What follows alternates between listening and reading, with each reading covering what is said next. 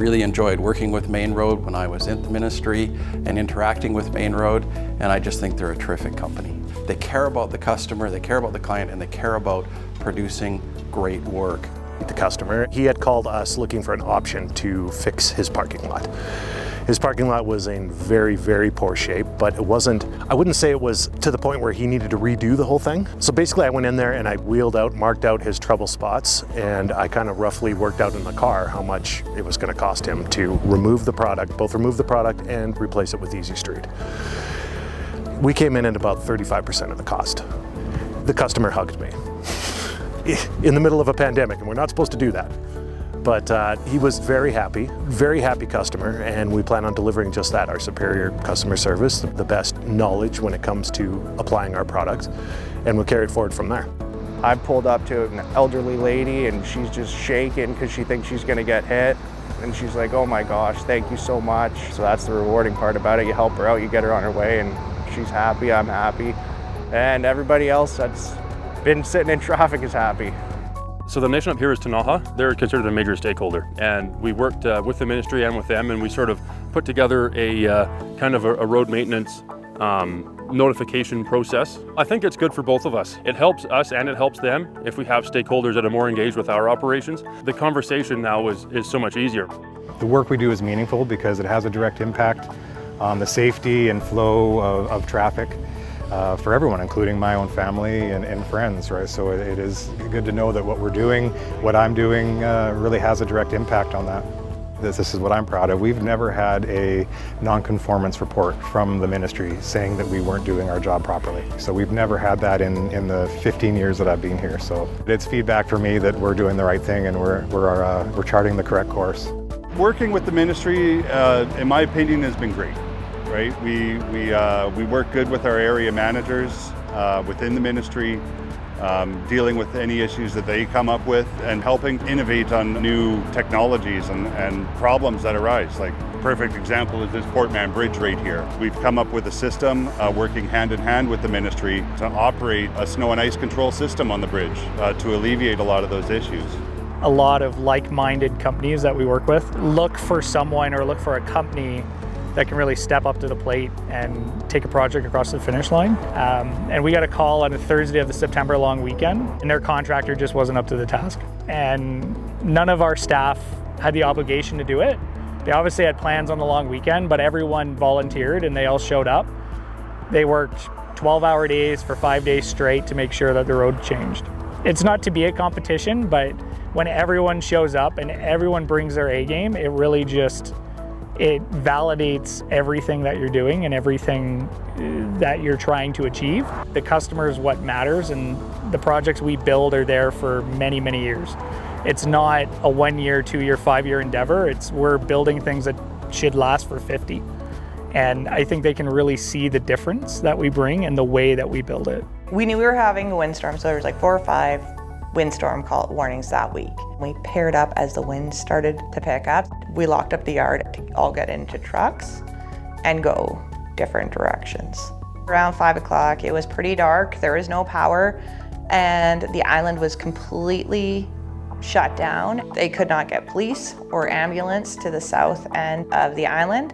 The words to describe it were carnage, devastation. Our managers would call and ask, the ministry would call and ask, and they'd be like, how is it over there? I'm like, it's carnage, it's devastation. You couldn't see the end of roads. There were vehicles under on the one road that was a ferry route. There was so many trees. You had no idea there was a vehicle under there. So a lot of our job was work with hydro, work with waterworks. We were trying to help BC Hydro kind of triage, and we would back up what we could, pull the brush away, and then Hydro would try to pull the lines so that at this point they weren't even trying to restore power, they were just trying to get the lines cleared so we could open the roads, just so that in case an emergency happened, we could get emergency vehicles to them. It's a different crew. They were my family. I knew they had my back and I had theirs.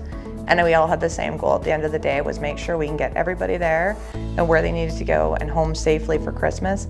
and we were going home safely at the end of the day. On road crew, we sort of end up a lot of times at motor vehicle incidents, usually alongside emergency services. And you know, sometimes you start to feel that your job doesn't get noticed, but when we roll up with our gear and our equipment and our experience, they're always so glad and so appreciative to have us. And that's, you know, that's police, that's fire, that's paramedics. These are the heroes of society, and they're thankful that we're there. And you know, that really means a lot when you're out there working with them and you feel that respect from them. There was a project for the CRD up at the local landfill. We were rebuilding the pump station, and it was very hazardous. We were doing it in the winter, and there was a lot of rain.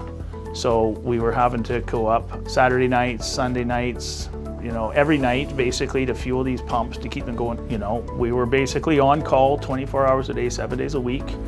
And during heavy rains, we had to go up whatever day or hour it was, we had to go up and deal with it. And, you know, the CRD saw our efforts and they were very happy with our efforts, and we continue to be a contractor of choice with them.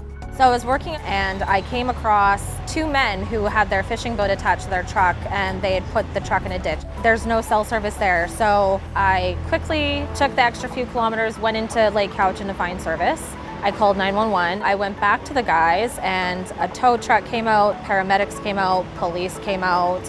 I flagged for them the whole time they were on the road. They'd had all their expensive boat equipment on their boat. They were parked by the Tanzer Mainroad yard at the time. So I said, well, that's who I work for and I'm driving right past it. So you know what?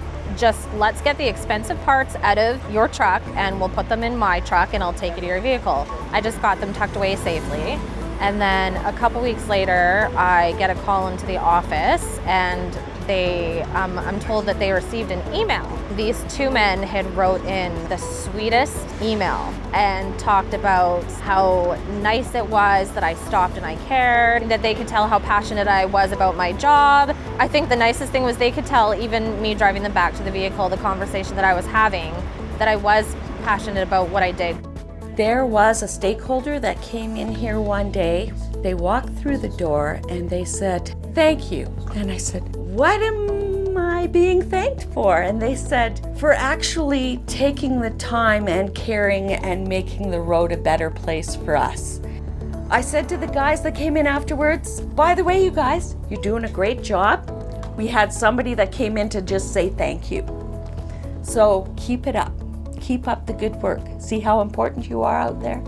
Because that is what it's about, right? Is keeping everybody safe out there. There was one incident where several stakeholders lived close by a sort of shady area. It's a park and ride. There was a lot of debris and garbage was dumped there, and so we worked with the ministry to prune back the trees and open it up so that you can see in from all angles, clean it up, get the grass cut, got rid of all the hiding spots. It wasn't required. It was just working with the stakeholder and coming up with ideas how to make it a safer area. Every time I go by there, people wave, they give thumbs up. Your roads, your team.